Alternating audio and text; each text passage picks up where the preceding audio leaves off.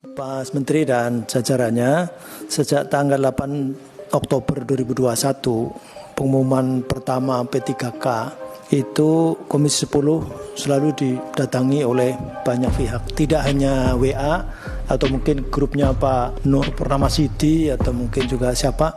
Saya kira banyak sekali karena memang faktanya 293.000 itu sudah dapat formasi, tapi pertanyaannya adalah SK-nya, dan kita selalu monitor terus, tapi SK-nya juga tidak kunjung hadir. Kemudian ini karena takut seperti 2019 baru keluar SK-nya 2021. Kemudian yang 193.000 itu juga sudah lulus passing grade dan tidak ada formasinya, ini juga saling lempar. Bahkan oleh Pak Khairul Amri menunjukkan bahwa ada akhirnya dikasih opsi, kemudian keluar Jawa, ada yang ke Papua, ada yang ke Kalimantan Utara dan seterusnya. Rata-rata menyampaikan tidak bersedia. Ada yang bersedia tapi yang masih di Jawa. Belum lagi yang 400.000 yang belum lulus, itu juga selalu menyampaikan nasib kami akan seperti apa. Jadi 7 bulan pertama mereka laporan di Komisi 10, pekerjaan mereka adalah pinjam uang kemana-mana. Karena kalau yang di swasta sudah diberhentikan, kalau yang di negeri sudah tidak dikasih jam. Saya sudah digantikan oleh orang lain. Kemudian juga keluhan sampai mencari penghasilan dan seterusnya. Itu 7 bulan pertama. Sekarang sudah hampir 12 bulan. Nah, sehingga belakangan ada misalnya di Provinsi Banten, salah satunya di salah satu kabupaten keluarlah SK, tetapi dengan perjanjian mereka tanda tangan tidak akan mendapatkan gaji lebih dulu.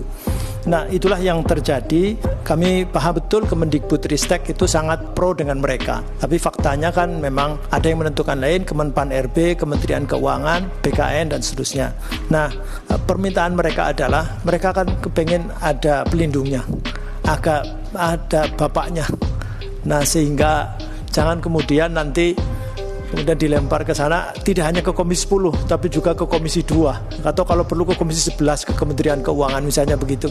Di DPR pun tidak kemudian dilempar-lempar seperti itu, cukup di sini saja. Dan kalau ke kementerian mintanya juga hanya ke Kemendikbud saja, supaya Kemendikbud itu diambil aja semua. Kemudian termasuk salah paham antara pemerintah pusat dengan pemerintah daerah. Jadi Kemendagri ini juga berharapnya ke Kemendikbudristek. Jadi sekali lagi ini aspirasi ini untuk supaya direspon karena ini menyangkut nasib.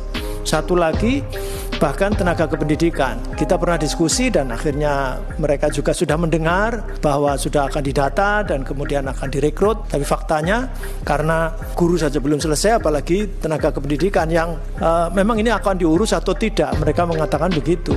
Tenaga kependidikan itu tidak hanya operator yang sangat luar biasa menentukan nasib guru, tapi sampai penjaga sekolah itu juga berbondong-bondong untuk datang ke Komisi 10 atau mungkin di resesnya Bapak Ibu itu.